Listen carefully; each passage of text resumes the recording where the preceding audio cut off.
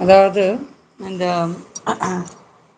Teachers டீச்சரா அதாவது ஆசிரியரா பணி புரியிறவங்களுக்கு ஒவ்வொரு நாளும் வந்து நிறைய ஸ்டூடெண்ட்ஸ் வந்து அவங்களோட அந்த ஆட்டிடியூட் ஒவ்வொருத்தர் வந்து எப்படி சில குழந்தைங்கள் வந்து ரொம்ப வந்து அழகாக வந்து ஒரு பொய் சொன்னுச்சுன்னா கூட அதை வந்து அழகாக மெயின்டைன் பண்ணும்.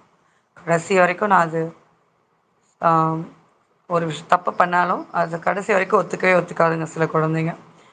சில குழந்தைங்க வந்து இன்னசென்ட்டாக இருக்கிற அது குழந்தைகள் வந்து நான் தான் செஞ்சேன் அப்படின்னுட்டு அது குழந்தைகள் ஒத்துக்கும் இல்லையா? சில குழந்தைங்க வந்து என்னதான் தலைகீழாக நிற்க வச்சு கேட்டாலும் அது ஒத்துக்காது. சில குழந்தைங்க இன்னசென்ட்டாக வந்து ஆமாம் இந்த தப்பை நான் தான் பண்ணேன்னு ஒத்துப்பாங்க இல்லையா?